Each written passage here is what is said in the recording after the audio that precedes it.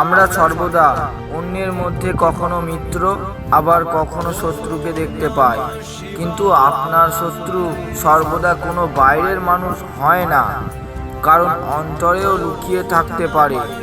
যেমন আপনার অহংকার, ঈর্ষা, ক্রোধ আর লোভ।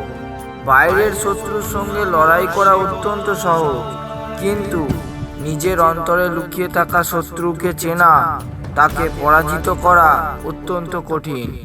সেই জন্য শারীরিক আঘাতকারী শত্রুর পূর্বে মনকে মলিন করতে পারে এমন বিচারকে দূর করুন।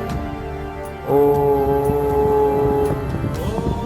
কখনো কোনো নদী দেখেছেন? তার তীরে দাঁড়িয়ে সেই নদীর আনন্দ অনুভব করেছেন? কিন্তু যখন আপনি আপনার ভুল থেকে তার পথ অবরোধ করেন, বৃক্ষ কেটে ফেলেন, নদীর জলের অপব্যবহার করেন, তখন সেই নদী বন্যা এলে ভয়ঙ্কর রূপ ধারণ করে। অর্থাৎ এই দোষ নদীর নয়, আপনার কর্মের। ঠিক সেইভাবেই জীবনের সংকটকে দোষারোপ করার পরিবর্তে সর্বদা নিজের কর্মে মনোযোগ দিন।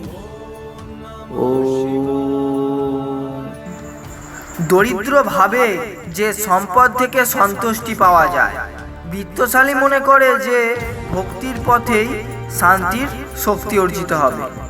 ক্ষমতাশালীর দৃষ্টিতে দয়া সুখ অর্জনের উপায়, আবার দুর্বল মনে করে যে প্রকৃত শান্তি সুরক্ষিত থাকতে।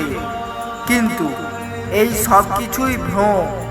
সংসারে যদি কোথাও প্রকৃত সুখ থাকে, তা হলো আপনার সৎকর্মে।